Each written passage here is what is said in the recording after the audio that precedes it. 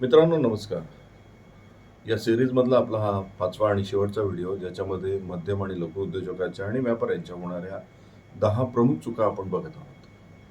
आज आपण चूक 9 नंबर आणि 10 नंबर बघणार आहोत. 9व्या नंबरची चूक जी मी पाहिली आहे आणि जी प्रामुख्याने दिसते ती म्हणजे बरेचसे जण convert your passion into business या वाक्याचा चुकीचा अर्थ घेतात.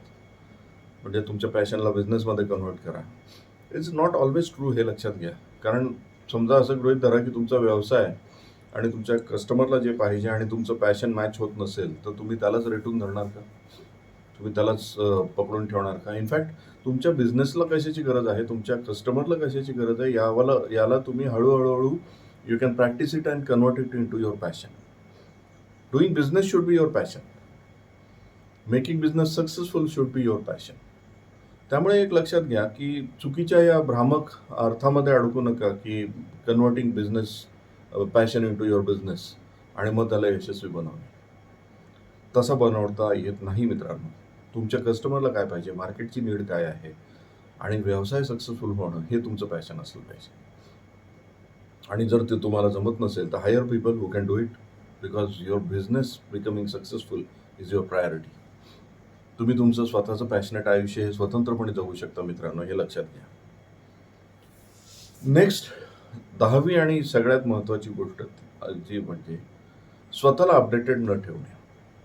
आत्ता मार्केटमध्ये काय चालू आहे, मार्केटमध्ये आत्ताच्या ट्रेंड्स काय आहेत, आत्ताच्या गरजा काय आहेत. जसं आत्ताची डेमोग्राफी सांगते की भारतामध्ये 65% यूथ आहे आणि average age of youth is 29.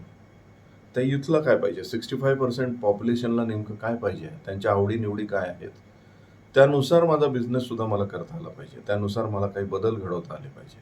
त्याच सेम ओल्ड पद्धतीने तुम्ही जर बिझनेस करत राहाल तर कदाचित you will miss the train.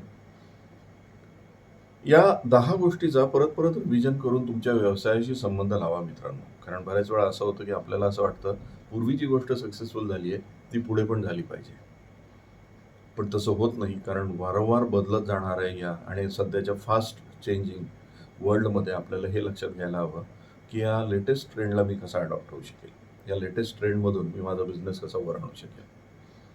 मित्रांनो, या 10 टिप्स होत्या. यापैकी जरूर तुम्हाला काही आवडल्या असतील, काही उपयोगाला पडत असतील. तुम्हाला या व्हिडिओला, या चॅनलला सबस्क्राईब करायचं आहे, तुमच्या मित्रमंडळांना फॉरवर्ड करायचं आहे. आणि या सिरीजमध्ये आम्ही लाईफ कॅटलिस्टतर्फे असंख्य व्हिडिओज हे मध्यम आणि लघु उद्योजकांसाठी आणि व्यापाऱ्यांसाठी आणणार आहोत. आमचे प्रोग्राम्सही त्याच्याशी रिलेटेडच आहेत. तुम्ही जरूर या व्हिडिओजकडे लक्ष ठेवा, आमच्या वर्कशॉप्सकडे पण लक्ष ठेवा, कारण हे तुमच्यासाठीच आहेत. धन्यवाद.